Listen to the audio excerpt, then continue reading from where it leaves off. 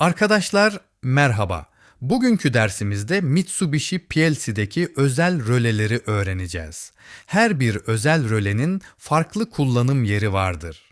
Gelin bu rölelerin en çok kullanılanlarını birlikte tanıyalım.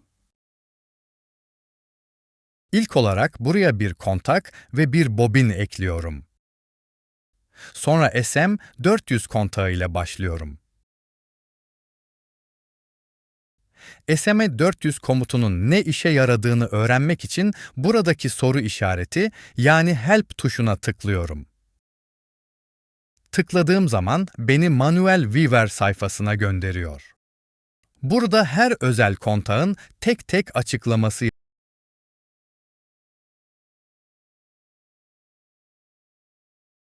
Burada ihtiyacınız olan kontağı bulabilirsiniz. Bizim burada üzerinde duracağımız özel kontaklar ise SM400, SM401, 402, 403, 413'e kadar tek tek inceleyelim.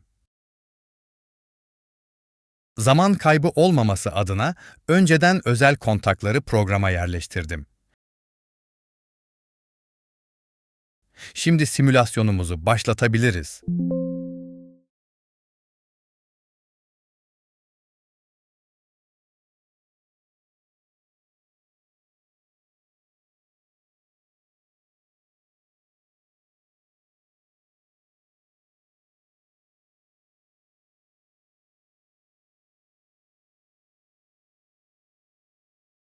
Evet, SM400 ile başlayalım. SM400 her zaman aktif olduğu için bobini aktiftir. PLC çalıştığı sürece çıkış verir. True ile aynı işi yapar. SM401 ise her zaman kapalı rölesidir. Bobini bu sebepten çıkış vermez. False ile aynı işi yapar.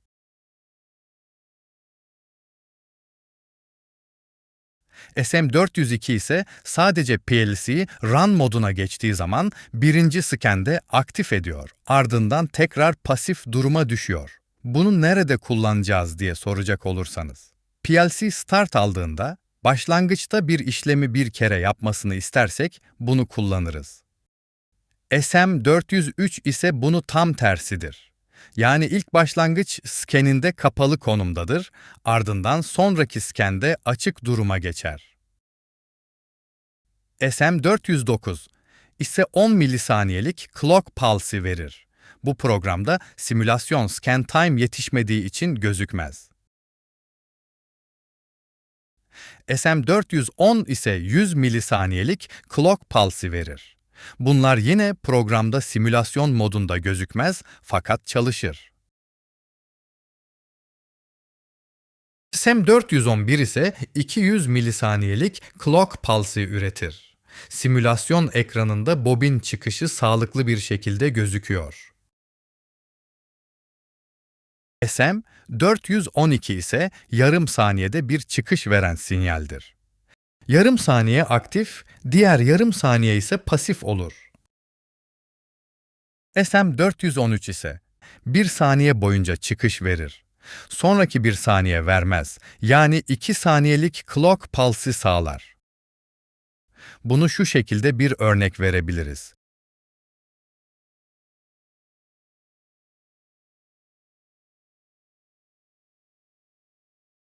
M8 bobinini siliyorum ve yerine NCP fonksiyon bloğunu ekliyorum. Bu fonksiyon bloğu her pulse geldiğinde yükselen kenarla register'ın içerisindeki değeri bir arttıracak.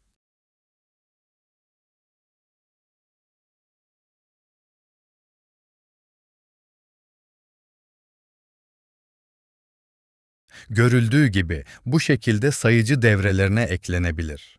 Aynı zamanda saniye saymak için kullanabiliriz.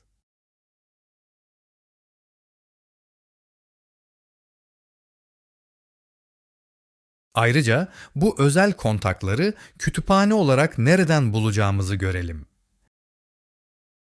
Element Selection sekmesine girdiğimde burada modül sekmesine girip Module Label, Add Module Label'a girelim.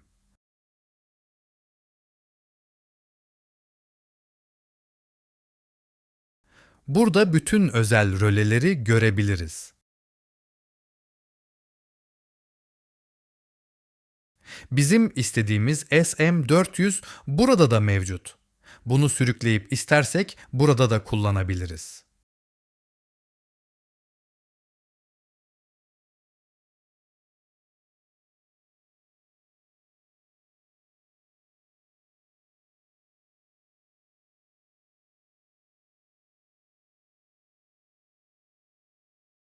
Görüldüğü gibi bütün özel kontaklar burada da bulunuyor.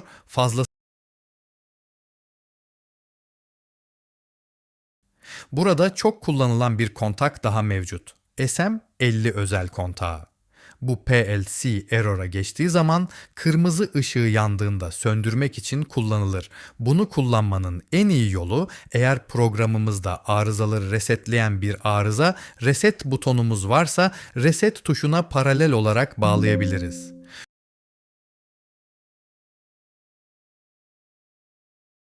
Şu anda error'de olmadığı için göremiyoruz. Fakat bu şekilde PLC'mizin error ışığını söndürebiliriz. Tabii ki bunun çalışması için PLC'de kalıcı bir error olmaması gerekiyor.